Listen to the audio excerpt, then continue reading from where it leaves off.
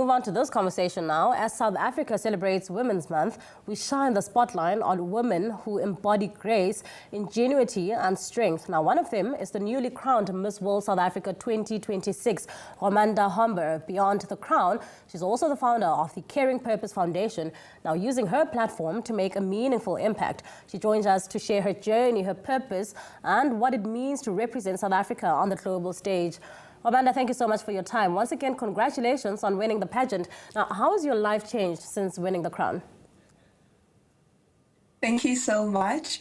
Honestly, since stepping into this organization and being able to represent South African women, I've been filled with a whirlwind of emotions. There are moments where I simply feel so blessed to be able to represent all the remarkable women that came before me, all the sacrifices that they planted in communities, and that I've been able to take and carry on that baton in making a difference in the little ways we can do it, but also on a wider stage to be able to show what South Africa really has to offer when it comes to community care, when it comes to how involved we are in building our nation and actually shaping Africa at large.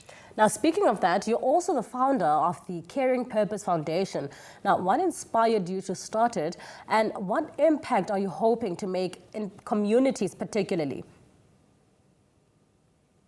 Caring Purpose began actually initially when I was doing my community service in the Ekurhuleni district. I realized that there were many gaps that our children were facing, whether it be from being able to access the healthcare that they actually deserve, to how that trickles down and it actually affects them further on through education, and how that needs holistic intervention as well further on through nutrition programs.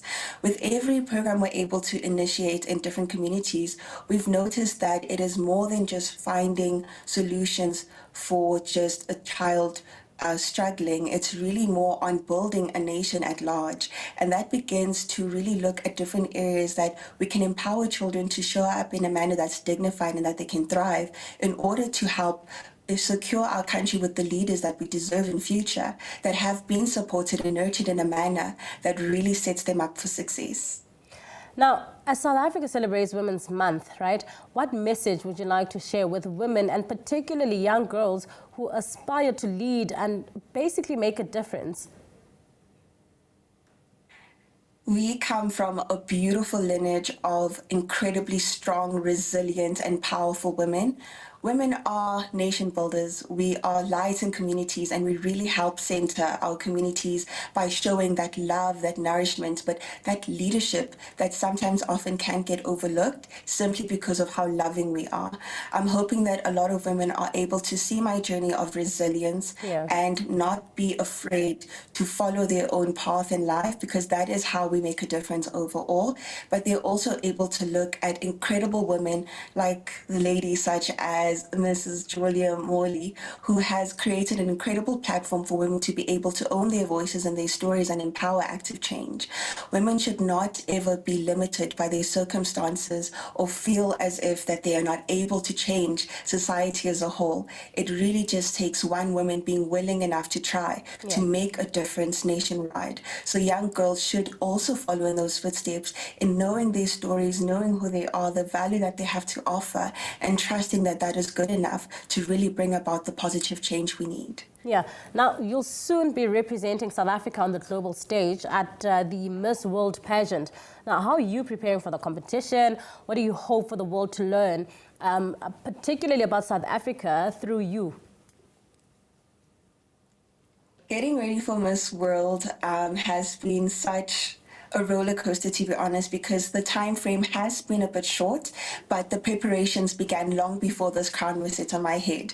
It has been through dedicated years of service, from working in a clinical setting and also in community outreach programs, that has really deepened my purpose for really seeing our country being a community, a nation that's filled with children that are actively cared for, that know their value and know that society has not forgotten about them, especially if they're coming from poverty-stricken communities. So it's now ensuring that that same message of hope and dignity being restored in different communities is being amplified on a bigger platform for the rest of the world to really see how there is so much beauty in South Africa. We are actively seeing our children as the future, and we are working towards Yeah. ensuring that they have everything they need in order to thrive. And moving more than that, when it comes to representing South Africa, I'm proudly South African. So in my very essence, I want the world to see the beauty that we have to offer, which is in our kindness, in our compassion, in our nature of community belonging, and just unifying each other to ensure that we are working towards a shared vision for a South Africa that is always ready to take care of its future. Now, Romanda, when your reign eventually comes to an end, what do you hope people will remember most about yourself?